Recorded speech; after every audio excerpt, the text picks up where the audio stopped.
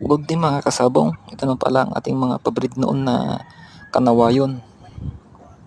Kung naka-update kayo mga idol sa ating mga video, ito na po sila ngayon. Yung mga sisiw natin noon na kanawayon.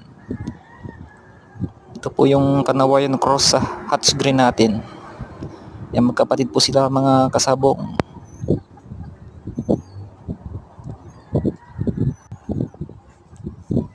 Yan, full brother sila. Bali tatlo pala to mga kasabong, yung isa na out na natin.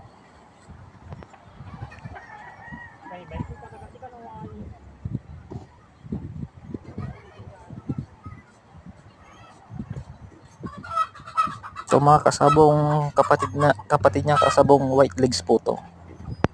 Kanawayon white legs.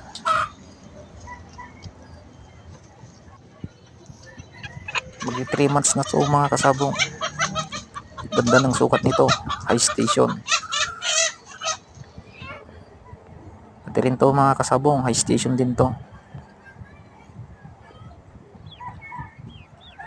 Ito po yung isang pabrit natin mga kasabong. Ito ay kanawain na mga kasabong, pero nag-throwback siya ng white legs. Dahil ang blood composition nito mga kasabong ay kanawayon ay 75% kanawayon, 1/4 white gull. Yan mga kasabong, nasa papuro na po sila dahil 75% ang kanawayon, 1/4 na yung white gull nila mga kasabong. Yan mga kasabong.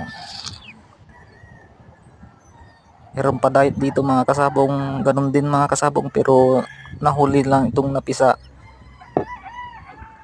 Medyo nanghihina po yung isa, pero pinainom na natin yan ng amoxicillin. Ayun, mabisa po yung mga kasabong na ano, sa mga nananamlay na sisiw ng katulad niyan na mayroon coccidiosis. At ito na po mga kasabong yung ating pabrid nun na wayon cross sa Peruvian natin na puti. Maganda yung katawan, maganda yung sukat. Kaya nag-cross tayo ng Peruvian mga kasabong dahil sa katawan nila. Malalaki yung katawan at saka matatakaw, madaling alagaan, tsaka malakas pumalo mga kasabong. Peruvian cross sa kanawayon natin yan mga kasabong.